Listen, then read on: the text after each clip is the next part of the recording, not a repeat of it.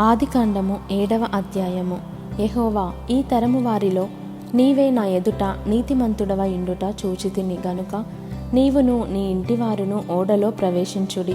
పవిత్ర జంతువులలో ప్రతి జాతి పోతులు 7, పెంటులు 7, పవిత్రములు కాని జంతువులలో ప్రతి జాతి పోతును పెంటియు 2, ఆకాశ పక్షులలో ప్రతి జాతి మగవి 7, ఆడువి 7.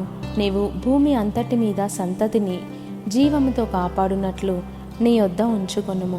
ఎందుకనగా ఇంకను 7 దినములకు నేను 40 పగలును 40 రాత్రులను భూమి మీద వర్షము కురిపించి నేను చేసిన సమస్త జీవరాశులను భూమి మీద ఉండకుండా తుడిచివేయుదునని నోవహుతో చెప్పెను. తనకు యెహోవా ఆజ్ఞాపించిన ప్రకారము నోవహు యావత్తు చేసెను. ఆ జలప్రవాహము భూమి మీదికి వచ్చినప్పుడు నోవహు 600 ఏండ్లవాడు. అప్పుడు నోవహును అతనితో కూడా అతని కుమారులను అతని భార్యయు అతని కోడండ్రును ఆ ప్రవాహ జలములను తప్పించుకొనుటకై ఆ ఓడలో ప్రవేశించిరి.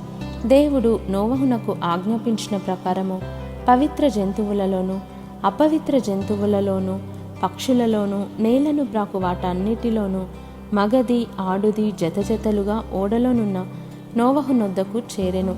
7 దినములైన తరువాత ఆ ప్రవాహ జలములు భూమి మీదికి వచ్చెను. నోవహు వయసు యొక్క 600 సంవత్సరము 2వ నెల 17వ దినమున మహాగాధ జలముల ఊటలన్నయు ఆ దినమందే విడబడెను. ఆకాశపు తూములు విప్పబడెను. 40 పగళ్ళును 40 రాత్రులను ప్రచండ వర్షము భూమి మీద కురిసెను. ఆ దినమందే నోవహు కుమారులకు షేమును హామును యాపెతును నోవహు భార్యయు వారితో కూడా అతని 3 కోడండ్రును ఆ ఓడలో ప్రవేశించిరి.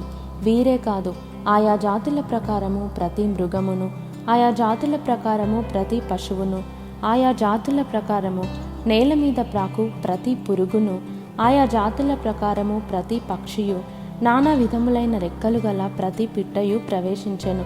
జీవాత్మ గల సమస్త శరీరులలో రెండేసి ఓడలోనున్న నోవహునొద్ద ప్రవేశించెను. ప్రవేశించినవన్నీ దేవుడు అతనికి ఆజ్ఞాపించిన ప్రకారము సమస్త శరీరులలో మగదియు ఆడుదియు ప్రవేశించెను. అప్పుడు యెహోవా ఓడలో అతని మూసివేసెను. ఆ జలప్రవాహము 40 దినములు భూమి మీద నుండగా జలములు విస్తరించి ఓడను తేలచేసినందున అది భూమి మీద నుండి పైకి లేచెను. జలములు భూమి మీద ప్రచండముగా ప్రబలి మిక్కిలి విస్తరించినప్పుడు ఓడ నీళ్ల మీద నడిచెను. ఆ ప్రచండ జలములు భూమి మీద అత్యధికముగా ప్రబలినందున ఆకాశమంతటి క్రిందనున్న గొప్ప పర్వతములన్నీ మునిగిపోయెను. 15 మూరల ఎత్తున నీళ్లు ప్రచండముగా ప్రబలెను గనుక పర్వతములను మునిగిపోయెను. అప్పుడు పక్షులేమి పశువులేమి మృగములేమి భూమి మీద ప్రాకు పురుగులేమి భూమి మీద సంచరించు సమస్త శరీరులేమి సమస్త నరులేమి చచ్చిపోయిరి. పొడి నేల మీదనున్న వాటన్నిటిలోనూ నాసికారంధ్రములలో జీవాత్మ సంబంధమైన ఊపిరి గలవన్నీ చనిపోయెను. నరులతో కూడా పశువులను పురుగులను ఆకాశ పక్షులను నేల మీదనున్న జీవరాశులన్నీ తుడిచివేయబడెను. అవి భూమి మీద నుండకుండా తుడిచివేయబడెను. నోవహును అతనితో కూడా ఆ ఓడలోనున్నవి మాత్రము మిగిలి ఉండెను. 150 దినముల వరకు నీళ్లు భూమి మీద ప్రచండముగా ప్రబలెను.